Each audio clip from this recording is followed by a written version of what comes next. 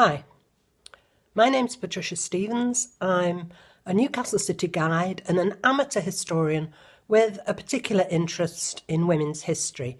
I have written a book. It's called Ganon Hinnies, and it's a brief account of the women's suffrage movement in Newcastle.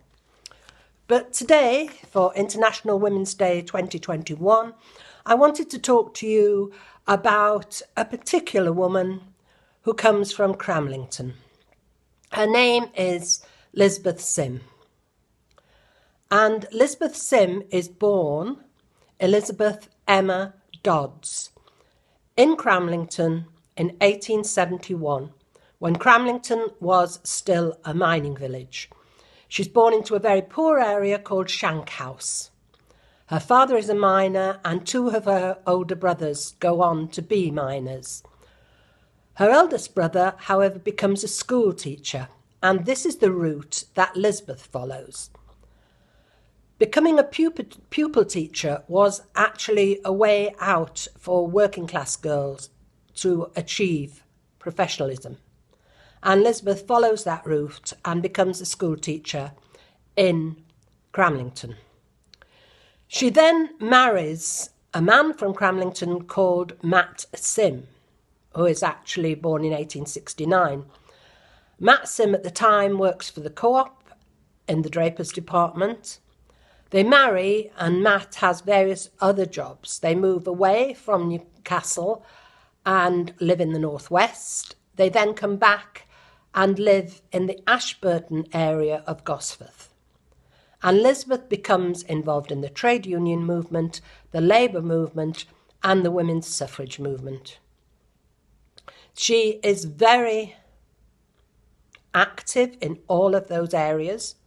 She's one of the founding members of the National Union of Women's Suffrage Societies, and when the WSPU splits from that in Newcastle, she is one of the women who walks out of the meeting to found the WSPU.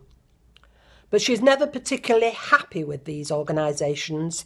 She feels the women in the WSPU are what she describes as too theatrical, and she is upset that they actually charge women to go to their meetings because working class women could not afford it. And in 1906, when the Women's Labour League, a branch of the Labour Party, is founded, Elisabeth becomes active in this area.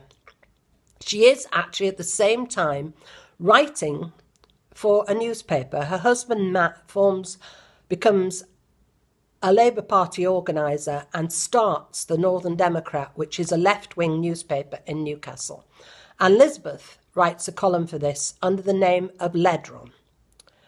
Her initial, L, her children's first initials, Ed for Edna, and Ron for Ronald. As Ledron, she writes about conditions in working class homes, in mining villages in particular, the struggles working class women have, providing a certain standard of care with lack of clean water and facilities.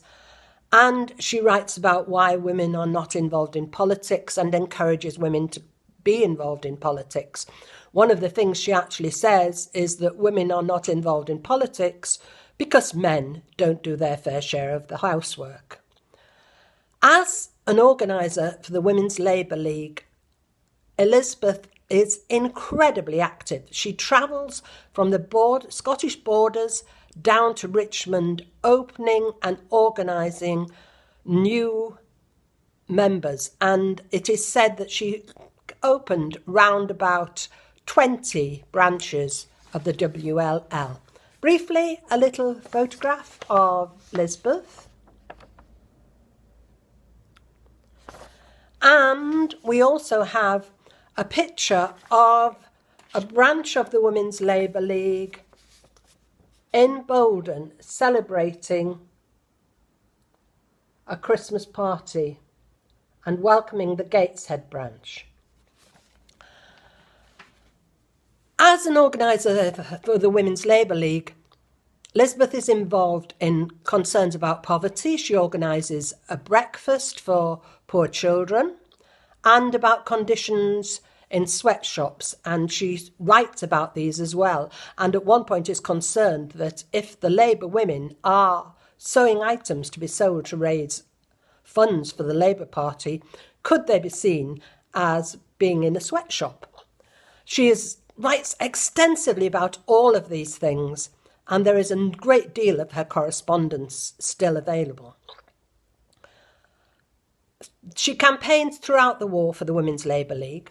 The first meeting of the North East Labour League, Women's Labour League, is actually held at her house in Oakfield Terrace in Gosforth, and it is said that Maxim put a broom handle with a red flag attached in the garden to show that the meeting was taking place there. After the war, something happens to Elisabeth, and she has a very bad year in 1918. Her son Ronald has been conscripted into the army and becomes ill. He actually has pleurisy, and she travels to actually nurse him. But while she is away from home, her daughter, Edna, who is then 21, contracts the flu, which turns to pneumonia, and sadly she dies at their house in Gosforth. Matt is there, but one of Elisabeth's regrets is that she was away from home when her daughter died. That same year, of course, is the year women get the vote. But it is not necessarily working class women who get the vote, because there are still restrictions. There's an age restriction and there's a property qualification.